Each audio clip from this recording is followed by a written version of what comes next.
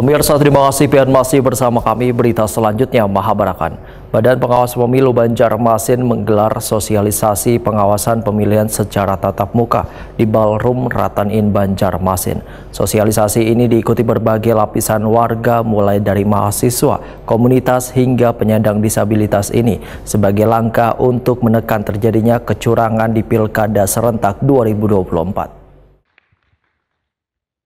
Badan Pengawas Pemilu Banjarmasin menggelar sosialisasi pengawasan pemilihan secara tatap muka di Ballroom Ratan-In Banjarmasin. Sosialisasi ini diikuti berbagai lapisan warga mulai dari mahasiswa, komunitas hingga penyandang disabilitas sebagai langkah untuk menekan terjadinya kecurangan di Pilkada serentak 2024. Ketua Bawaslu Banjarmasin Muhammad Fahrizanur Wetokoni Prima TV malam Rabu 10 September 2024 memandahkan kegiatan ini bertujuan untuk memperpanjang pendengaran dan mempertajam pandangan Bawaslu terkait pengawasan partisipatif pada saat pelaksanaan tahapan kampanye.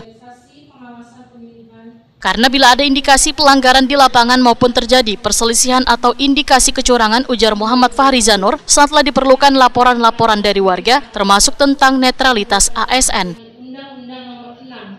Muhammad Fahrizanur menyatakan diundangnya rekan-rekan penyandang disabilitas sebagai salah satu langkah awal menghimbau kepada KPU terkait pembangunan TPS yang harus memudahkan penyandang disabilitas.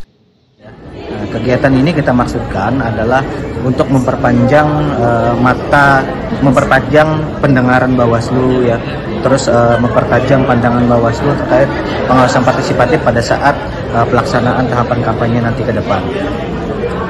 Urgen apa Pak yang Bawaslu sendiri untuk pengawasan Pak?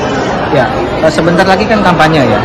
Kampanye sebentar lagi akan dilaksanakan, maka perlu banyak bantuan dari masyarakat terkait kalau nanti di lapangan terjadi pelanggaran, ada juga nanti ada perselisihan. Itu yang kami perlukan, laporan-laporan dari masyarakat ya. Karena kalau hanya mengandalkan Bawaslu saja, otomatis itu akan lambat ya. Kami perlu banyak mendapatkan masukan ya, laporan-laporan dari masyarakat terkait nanti kalau ada terjadi tindak pidana dalam hal kampanye, termasuk tentang netralitas ASN. Komisioner KPU Banjarmasin Muhammad Yasar memandahkan berkaca pada pemilu sebelumnya, Banjarmasin memiliki banyak pemilih dari penyandang disabilitas.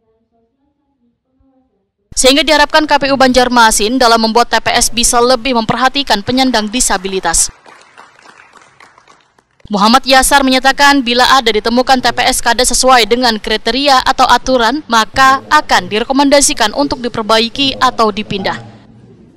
Kita tentu nanti akan berkoordinasi, juga akan memberikan himbauan-himbauan kepada KPU Kota Banjarmasin, serta berkoordinasi dengan rekan-rekan di pengawas TPS.